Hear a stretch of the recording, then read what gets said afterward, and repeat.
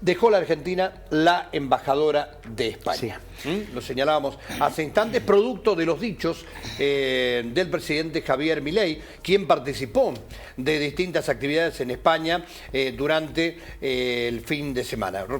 Presentó su libro, por un lado, se reunió con algunos empresarios, reunión de la que no han trascendido realmente muchos detalles, y también estuvo en este acto de Vox, y es allí donde, bueno, pronunció algunas palabras que indudablemente han molestado y mucho al gobierno español. Pero brevemente, Pablo, bueno, tenemos allí en imagen a la embajadora de España, que ya se fue. Sí. Podríamos decir ex embajadora de España en la Argentina. Hablamos de María Jesús Alonso Jiménez, representante del gobierno español en nuestro país. Bueno, directamente el gobierno español, indudablemente, que a través del ministro de Asuntos Exteriores solicitó poner una consulta y esta mujer no dudó directamente en abandonar nuestro país. ¿Qué opinión te merece? La Convención de Viena sobre Relaciones Diplomáticas establece varios pasos en el caso de que un Estado se sienta molesto con otro Estado. Una de esas actitudes es la del retiro del embajador a consultas. Es una frase muy educada, muy correcta, que en realidad lo que deja trascender es: mi gobierno está muy molesto con el suyo y esperamos que por la vía del diálogo esto se solucione, pero habitualmente lo que se dice, querido Jorge, es que es el paso previo a la ruptura de relaciones diplomáticas. Es muy grave por varias cuestiones. Primero, por el vínculo que Argentina tiene con España. No es cualquier vínculo. Más allá de nuestra madre patria y todo lo que se quiera decir, España siempre se ha portado bien con Argentina. La crisis del 2001, España fue el único país del mundo que estuvo al lado de Argentina facilitando créditos cuando el Fondo Monetario generó la decisión del gobierno de la Rúa del Corralito, luego Duhalde del Corralón. Ahí estuvo España ayudando a la Argentina. España nunca le puso el cuchillo en la panza a la Argentina para que devuelva esos créditos. España es la puerta de entrada para grandes inversiones argentinas. Mientras aquí se glorifica a Estados Unidos de América, querido Jorge, durante la década de Menem, en la que teníamos unas relaciones carnales con Estados Unidos, las inversiones en infraestructura y servicios vinieron de España, de Francia, de Italia y del Reino Unido, pero no de Estados Unidos. De Estados Unidos vinieron sobre el 98 y al sistema financiero. ¿Por qué? Porque ellos están cuidando sus intereses nacionales respecto del lavado de activos de origen delictivo. Ahora nos estamos malquistando con China, a quien le debemos 6.000 millones de dólares del swap. No va a continuar la obra de las dos represas en la provincia de Santa Cruz, pero además están buscando mercados alternativos para carne y soja. Es presumible que caiga la exportación argentina a favor de Australia, Nueva Zelanda, Brasil y Panamá. ¿Y nosotros? Y nosotros vamos a caer. Es decir, toda la zona que votó fuertemente, la zona central, la zona exportadora de Argentina, que votó por Milei, va a ser la principal perjudicada por las políticas de Milei. Vamos a Europa. Más allá de las barbaridades contra España, de lo cual ya vamos a hablar, el canciller de la Unión Europea, Josep Borrell, el alto comisionado para Asuntos Exteriores de la Unión Europea, dijo que las palabras de Javier Milei van en contra de los principios de Europa, del respeto por los gobiernos, por la independencia y por la libertad y la democracia. Es decir, es un ataque personal. Quisiera cerrar diciendo que el señor presidente de la República fue a meterse en un acto opositor en España, porque Vox es un partido opositor, franquista, neonazi, antifeminista, anti-políticas de género, y esto viola la Carta de la Organización de las Naciones Unidas, que establece que no se puede llevar adelante políticas de injerencia en asuntos internos de otros países. Pero como si fuera poco, querido Jorge, estamos ofendiendo a un continente donde están la mayoría de los votos que necesitamos en el Fondo Monetario Internacional. Es decir, mayor torpeza no se consigue. Y allí, justamente en el Congreso de Vox, es donde Milei llamó corrupta a la mujer de Sánchez y desató esta crisis con España. Yo sé que ustedes me dirán, bueno, pero a él también lo habían maltratado con anterioridad desde el Ministerio de Transporte de España. Así es. Una cosa no quita la otra.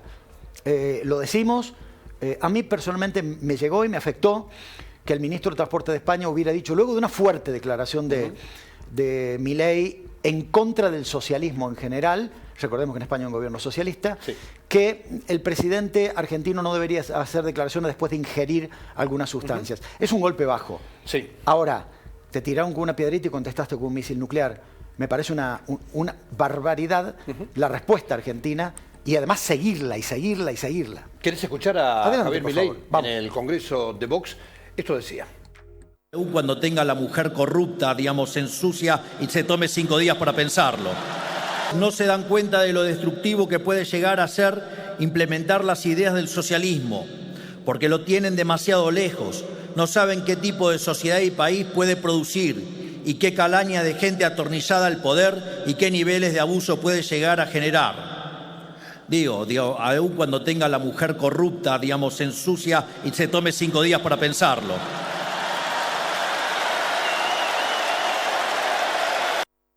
Bueno, allí cosechó aplausos, pero... Por supuesto que sí. No ocurre lo mismo en otros lugares. Por supuesto, un partido que dice que los niños que escapan de África buscando la vida vienen a matar a tu abuela.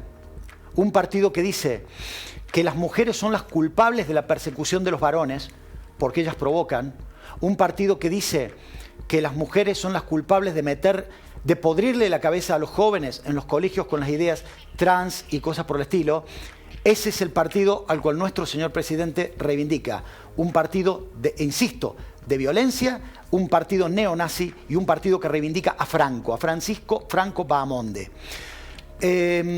Fíjate, Jorge, que una de las cosas que él dice, en realidad, además de agraviar al presidente y a su esposa, agravia a las instituciones españolas. Porque de alguna manera lo que da a entender es que hay una mujer corrupta de un presidente que se da el lujo de tomarse 5 días y que nadie hace nada. Yo te puedo asegurar, porque yo sigo la política española, que en las Cortes, en la Cámara, en Congreso de los Diputados, a Sánchez lo vuelven loco con este tema. Pero uno de los que está investigando este tema ha dicho que probablemente las denuncias contra la esposa de Sánchez sean falsas. Pablo, te propongo escuchar algunos mensajes que nos envían los amigos televidentes y después escuchamos a Pedro Sánchez. Nos dicen por aquí, este presidente nos avergüenza ante el mundo. Esto nos lo cuenta Mabel. Felicito al presidente de España. Es todo un caballero, no un psicópata como nuestro presidente, dice Ana. Me parece que el presidente a veces falta el respeto con sus dichos, nos dice Ale. Marcos nos dice, Milei miente. En España lo aplaudieron por lo que dijo. Acá lo critican. Típico de Argentina. Ah, no, está planteando, Milei miente con una pregunta. Bueno, otro mensaje lo envía Claudio, dice, sinónimo de enojo izquierdista como el manejo kirchnerista. Milei está chocando contra todos los que no piensan como él, dice Carlos de Vicuña Maquena. España y sus gobernantes se hacen los ofendidos cuando desde ese gobierno trataron a nuestro señor presidente de fascista, drogadicto y loco. ¿Te parece poco? Y ellos se ofenden, dice Mónica. Bueno, son algunos de los mensajes que nos envían los amigos televidentes. Pablo, ¿querés que escuchemos a Pedro Sánchez? Vamos. Quiero decir que soy plenamente consciente de que quien ayer habló no lo hizo en nombre del gran pueblo argentino. En cambio, lo que vivimos ayer en Madrid sí habla del riesgo que representa esta internacional ultraderechista para sociedades como la nuestra, que sustentamos nuestra democracia sobre los pilares del progreso económico, la justicia social y la convivencia.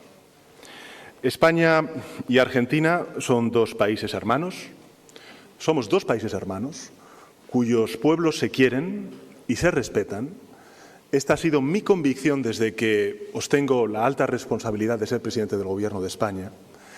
Evidentemente, entre los gobiernos los afectos son libres, pero el respeto es irrenunciable. Por eso hemos pedido al actual presidente del Gobierno de la República de Argentina una rectificación pública y, en consonancia, la respuesta del Gobierno de España será acorde a la dignidad que representa la democracia española y a los lazos de hermandad que unen a España y a Argentina, ahora mismo presididos por un presidente que, por desgracia, no ha estado a la altura con sus declaraciones. Ahí estaba la palabra de Pedro Sánchez, haciendo directa alusión, desde luego, a los dichos de Javier Milei. Totalmente de acuerdo. En el mismo momento en que estaba participando de un acto de franquistas y neonazis en España, se está incendiando la provincia de Misiones. ¿Por qué el señor presidente no está preocupado por las cosas que pasan en el país? Los pocos viajes que he hecho al interior, en uno fue con una generala norteamericana para hablar de una base militar conjunta en Tierra del Fuego y no recibió a los veteranos de Malvinas. En otro viaje fue para ver una cuestión minera y en otro viaje fue para ver a Fátima Flores. Ahora, el país... Perdón, sí. Pablo. En el interior del país hizo 5 viajes. Entre Exacto. los que vos mencionaste, también hay un acto en Corrientes, si no recuerdo en estos momentos qué otro acto, pero ha realizado 5 viajes al interior del país y 6 viajes al exterior. Y los 6 viajes al exterior por cuestiones particulares. Es decir, no fueron viajes de Estado. En ese sentido, hay que llamar a la prudencia y a la sensatez. Argentina no tiene política exterior. Cuando no tenés política exterior, no tenés inserción internacional. ¿Qué es lo que le quiero decir a la gente? La inserción internacional significa ser tenidos en cuenta para defender los intereses nacionales argentinos. Te doy algunos datos. Gracias a malquistarnos con la mitad de América Latina, gracias a haber votado en la ONU en contra del tema palestino, gracias a las alianzas que está forzando este gobierno, corremos el riesgo en la votación sobre Malvinas en la Asamblea General porque el G77, el grupo de no alineados, puede retirarnos el apoyo. Ya no vamos a tener inversiones chinas. Estados Unidos no nos va a construir un puerto de aguas profundas en la Patagonia. Mientras tanto, mantenemos silencio frente al puerto de aguas profundas que los ingleses van a construir en Puerto Argentino. No decimos nada sobre la ocupación británica en las Islas Malvinas. Y, como si fuera poco, cuando los rusos descubren petróleo en la zona reclamada por Argentina, le informaron a casi todos los países del Tratado Antártico, menos a la Argentina. ¿Sabés qué declaró Rusia? Sí. Que han encontrado una enorme napa de petróleo y de gas en una zona disputada por Chile y Gran Bretaña. Argentina no existe. Pablo, a propósito de esta tensión diplomática, hay preocupación por la fuerte inversión directa que hay entre los dos países. Fíjate, tengo algunas cifras. Hablan de 15.321 millones invertidos por parte de España en la República Argentina. Y estaba leyendo que hay una fuerte crítica de parte de los empresarios españoles a Javier Milei porque dice no es lo que se pide a dos países amigos. Los mismos que estuvieron en la reunión que vos recién dijiste, esa reunión de la que no trascendieron informaciones. Son los mismos empresarios que ahora sí que luego salieron a decir, señor Milei, esto no es la forma. Los mismos que le palmean la espalda. Exacto. Y que lo aplauden. Exacto. Y Milei no se da cuenta de que los está agrediendo. Está equivocando. A propósito, escuchamos recién a Pedro Sánchez pedir o una solicitarle al gobierno argentino, bueno, las disculpas del caso. Pero ¿saben qué dijo el gobierno argentino? No, nosotros no vamos a pedir disculpas. Lo manifestó el vocero presidencial. A que los funcionarios del Reino de España pidan disculpas por los agravios que se le endilgaron al presidente Javier Milei, entre ellos el de consumir sustancias, el de ser un gobierno del odio, el de ser un ejemplo de negacionismo y el de atentar contra la democracia. Si el presidente y los funcionarios del Reino de España se quieren hacer cargo de las críticas que el presidente Milei vertió hacia el socialismo y la corrupción, no es un problema de nuestra República. Como se dice vulgarmente, al que le quepa el sayo, que se lo ponga. Bien, ahí estaba la palabra de Manuel Adorni haciendo referencia a la postura del gobierno argentino después de esta crisis diplomático, de este choque realmente que se ha generado entre Argentina y España. Así es. Pablo, vamos en busca de algunos mensajes más, ¿te parece? Vamos. Para ir cerrando ya este tema. Nos dicen por aquí, está rompiendo relaciones para abrirle camino a los capitales que provienen de la extrema derecha, ya que España es un país importante en la comercialización de nuestros productos, dice Fernando. Sí, es cierto. Lo extraño es ir a decirles en la cara que tienen el país más corrupto y no hacen nada para meterlos presos, dice Alba. Sentir vergüenza ante todo, ante la pregunta, bueno, ¿qué opinan de esta situación? Dice, sentir vergüenza ante todo por quien dice representarnos y mucha rabia porque el país está estallando con despidos en las fábricas, o sea, más pobres y se suman conflictos exteriores, impotencia, porque se pretende matar las relaciones entre los pueblos argentinos y españoles. A esto lo dice Héctor y Evita, y que son de Carmen del Sauce, provincia de Santa Fe. Bueno, son algunos de los tantos mensajes que estamos recibiendo, por supuesto, vinculados a este tema, ¿no? Y a la pregunta, después de esta crisis diplomática, ¿cuál es la opinión de los amigos televidentes? Pablo, para cerrar, en 30 segundos, ¿qué crees que puede llegar a pasar con todo esto? Teniendo en cuenta que el 21 de junio Milei estaría volviendo a España para otro acto libertario. Se siguen sumando errores, Jorge. Argentina tiene que discutir una política exterior a largo plazo, coherente con las distintas fuerzas políticas, inclusive en el Congreso, y que resguarden los intereses nacionales argentinos, no los intereses ideológicos, personales o religiosos de una persona en particular. Pablo, ¿cambiamos de tema? Vamos. Pero seguimos de alguna manera vinculado al ámbito internacional porque se conoció durante el fin de semana que se había, mejor dicho, que había desaparecido. Inicialmente esta fue la información inicial. El helicóptero que trasladaba al presidente iraní. Posteriormente, la noticia que, bueno, no se esperaba, pero así fue, confirmó que el aparato se había precipitado a tierra y que se había incendiado y el presidente de Irán falleció. Mirá las imágenes, estamos hablando de una zona de muy difícil acceso, es una zona cerca de Azerbaiyán, en el noroeste del país. Es una zona, a donde había estado el presidente Ebrahim Raisi a la mañana en una reunión con el presidente de Azerbaiyán, donde inauguraron una represa juntos. Ese señor que estamos viendo en pantalla, Mohamed Mokbar, es el presidente interino, que es el primer vicepresidente, y asume un gobierno de transición donde hay, de acuerdo al artículo 131 de la Constitución de Irán, hay una reunión que tiene que estar llevándose a cabo, ya se debe haber llevado a cabo hoy, con el presidente del Parlamento y el presidente de la Corte Suprema de Justicia para que dentro de los próximos 50 días se llamen a elecciones. No es para terminar el mandato, Jorge, porque esto termina el año que viene, el mandato de Raisi, sino para iniciar un nuevo mandato completo. La historia de Irán es muy llamativa. Su primer presidente, desde que existe la República Islámica, 1980, el ingeniero Abul Hassan Bani Sadr, fue destituido en 1981 a raíz de la crisis de los rehenes con el gobierno de Estados Unidos de América. A partir de allí se llama a elecciones y el presidente electo Joyi fue asesinado. Se llama nuevamente a elecciones y es electo quien hoy es el líder supremo del país, Ali Khamenei. Todos los presidentes a partir de allí tuvieron 2 mandatos completos y hemos llegado a este momento a donde le faltaba un año para cumplir el mandato presidencial, el primero, porque lo iban a reelegir el año que viene seguramente, y es muerto en un accidente. Quiero decirte que no me voy a sumar a las teorías que he dado. Primero, una prensa israelí que dice que fue una estrategia del líder supremo Khamenei para sacarse de encima a alguien que claramente era el futuro líder supremo del país. Khamenei es un hombre muy mayor y tiene cáncer.